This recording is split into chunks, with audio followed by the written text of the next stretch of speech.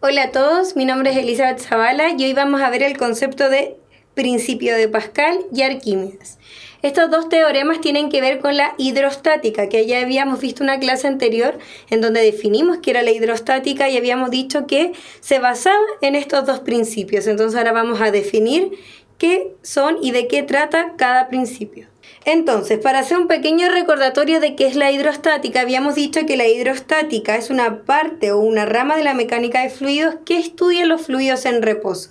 Y teníamos que recordar que los fluidos eran tanto líquidos como gases.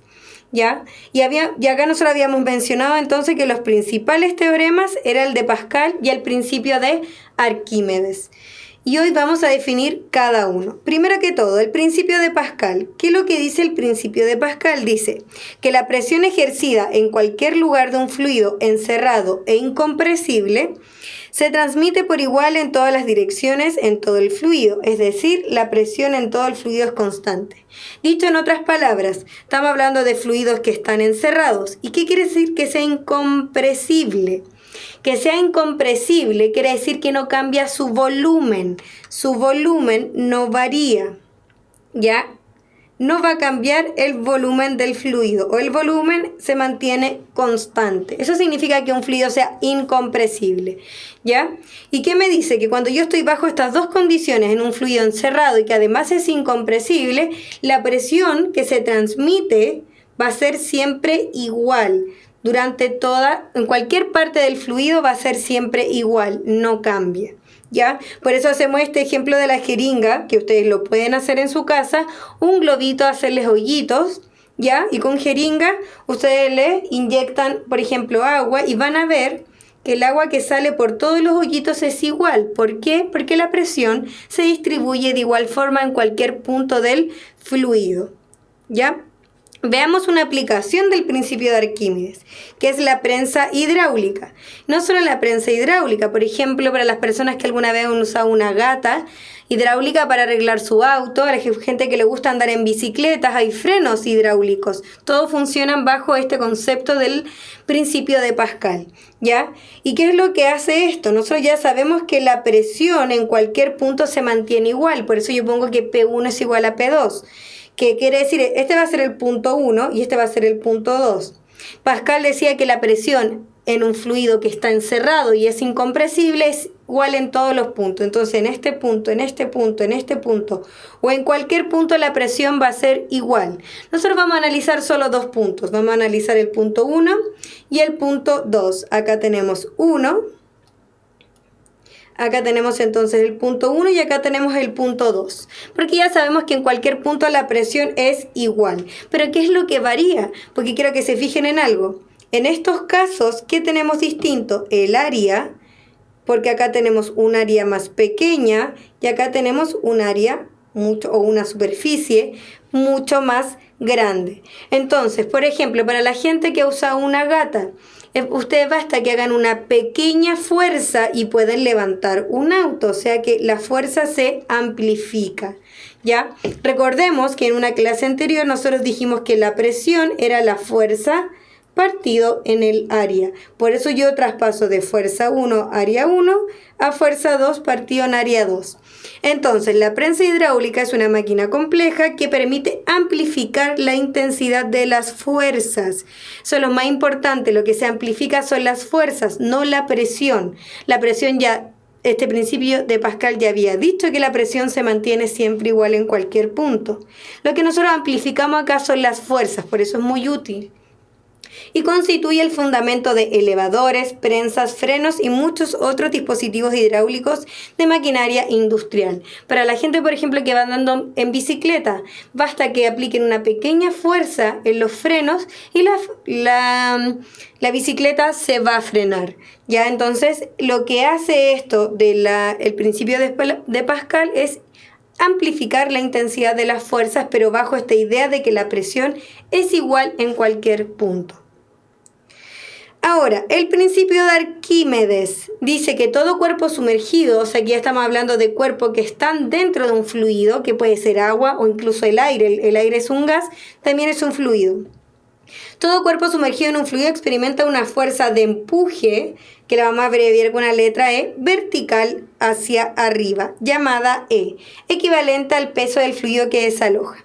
Antes de ver la formulita, yo creo que todos en algún momento han estado en una piscina y han tomado en brazo a alguna amiga, amigo, familiar, y ustedes tienen la sensación de que esa persona pesa mucho menos dentro del agua. ¿Por qué? Porque existe esta fuerza de empuje que es vertical hacia arriba en todos los fluidos, ¿ya?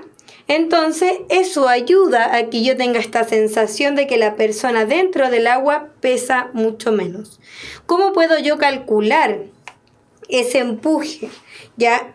Porque miren, veamos un ejemplo. Supongamos que yo tengo acá un vaso o un recipiente con algún líquido.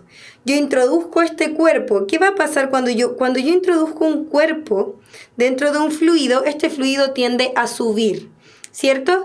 Entonces acá, suponiendo que está como justo al límite, lo que va a pasar es que el agua o el fluido que sea va a empezar a caer al recipiente.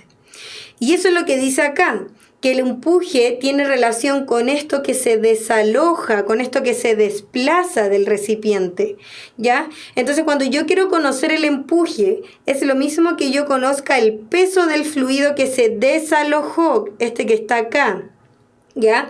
Entonces, por ejemplo, dice 3 newton del líquido. Entonces, ¿cuál sería el empuje? 3 newton, porque es el peso del fluido desalojado o desplazado. Ya, y acá uno llega a otras relaciones matemáticas. Por ejemplo, lo puedo traducir a la masa del fluido multiplicado por la aceleración de gravedad. O bien la densidad del fluido por el volumen del fluido desalojado multiplicado por la aceleración de gravedad. Siempre hablamos del fluido desalojado, eso es lo más importante. El empuje hace referencia entonces a esto que se desaloja, a esto que se desplaza a la hora yo de introducir un cuerpo dentro de él. Ahora, ¿cuál es una aplicación al principio de Arquímedes? Una aplicación es la flotabilidad de los cuerpos. Hay 3 casos posibles. Una es cuando el cuerpo se hunde definitivamente, como en este caso de acá, que podemos decir entonces que no flota. El segundo caso tiene que ver que flota, pero flota totalmente sumergido, fíjense. No está en el fondo, pero sí está flotando totalmente. Y el otro caso es en donde flota, pero hay una parte sumergida y una parte que está como en la superficie. Esos 3 casos vamos a analizar. Entonces, importante, ¿qué pasa cuando el cuerpo se hunde por completo? ¿Ya? Quiere decir que el empuje, que en este caso está simbolizado con la flechita roja, creo que se fijen, es mucho más pequeño que el peso del cuerpo, por eso la flecha azul es más grande. El peso del cuerpo es mucho más grande que esta fuerza vertical hacia arriba, y es por eso que el objeto se hunde, ¿ya? Entonces, cuando tenemos ese caso, el cuerpo va a llegar entonces al fondo del recipiente, puede ser por ejemplo una piscina o un vaso, cualquier recipiente que contenga este fluido y este cuerpo que queremos ver si flota o no. Y acá tenemos otras relaciones. Obviamente el volumen del fluido que se desaloja va a ser igual al volumen del cuerpo. ¿Por qué va a pasar eso? Porque está totalmente bajo el agua. Entonces, si está todo dentro del agua, ¿ya? Significa que lo que desalojó, o lo que subió el agüita, en este caso va a ser igual al volumen del cuerpo. En el segundo caso, quiero que se fijen en las flechas, son muy similares en tamaños. ¿Por qué? Entonces el empuje es igual al peso del cuerpo. Si el empuje es igual al peso del cuerpo, ¿ya? El cuerpo va a flotar. Y fíjense acá. Pero en este caso, los volúmenes son iguales. ¿Pero por qué flota de esa forma? ¿Ya? Porque la densidad, en este caso, la densidad del fluido, que voy a poner una F, es muy similar a la densidad del cuerpo. Cuando las densidades son muy similares y aparte responde a esto de que el empuje es igual al peso del cuerpo, vamos a estar en el segundo caso. Acá también tiene que decir igual. Entonces, en el tercer caso también el empuje también va a ser igual al peso del cuerpo, pero ¿cuál va a ser la? Acá también vamos a tener algunas diferencias. Fíjense que acá el cuerpo está sumergido solo un poquito.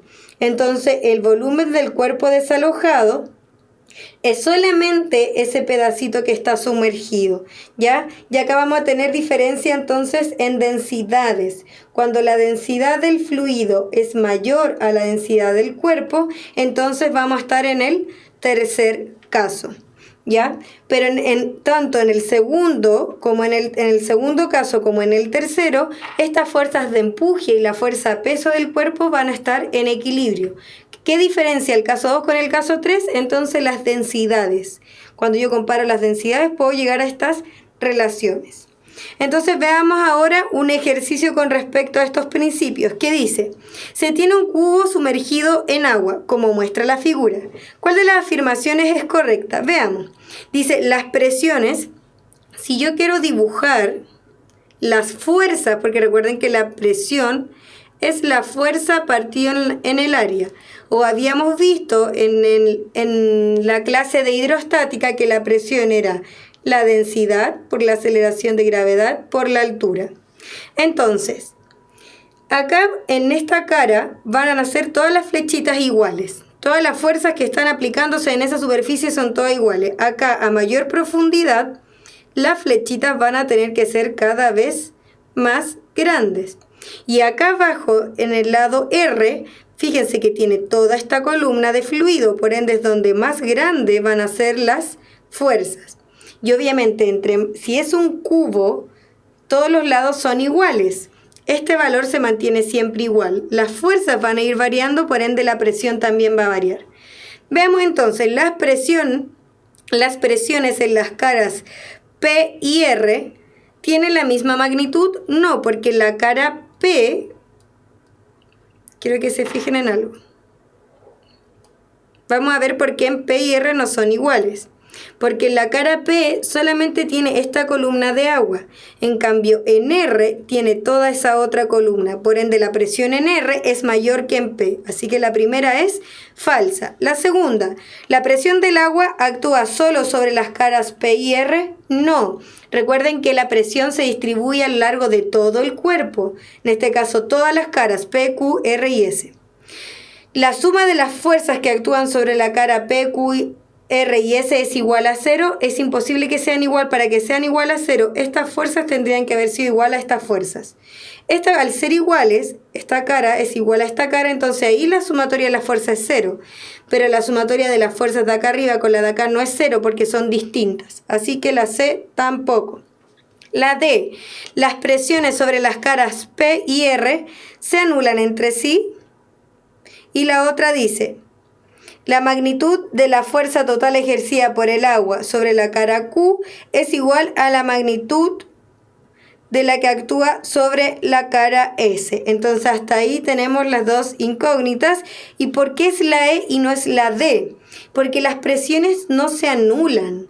La presión no es algo que se anule con una cara u otra, porque es un escalar, aparte habíamos dicho. La presión no se va a anular, independiente que de este lado sea igual a este otro, ¿ya? Va a estar siempre presente. Y veamos por qué la otra, porque era la letra E. Dice, la magnitud de la fuerza total ejercida por el agua sobre la cara Q es igual a la magnitud de la fuerza que actúa así. Son las fuerzas las que se anulan, no las presiones. Quiero que se fijen acá, las flechitas son iguales. Lo que se ejerce en Q va a ser igual que en S. Por eso la alternativa correcta es la letra E. Y con eso entonces hemos finalizado con el principio de Pascal y Arquímedes, que responden como teoremas a la hidrostática.